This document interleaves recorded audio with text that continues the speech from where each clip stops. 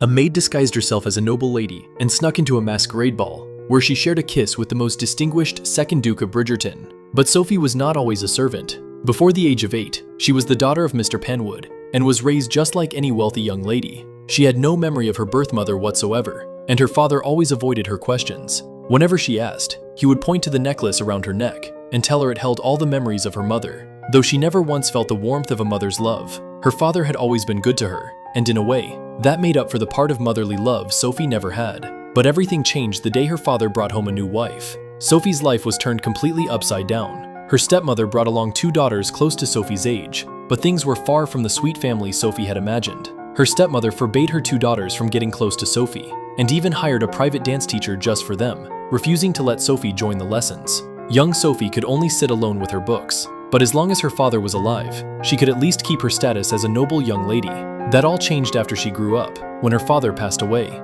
Every bit of protection she had was gone. Sophie refused to believe it at first, that her father had left absolutely nothing for her in his will. But just as she was still in shock, her stepmother revealed an even crueler truth. Sophie's birth mother had actually been a low-ranking servant, who had passed away long before Sophie was even a baby. Her stepmother put on a pitiful, sympathetic act, saying she would take care of Sophie for her father's sake. But there was no room in this household for anyone who didn't earn their keep. Sophie had to work as a maid, just like her birth mother before her. And just like that, Sophie went from being an almost noble young lady to the most lowly servant in the entire house.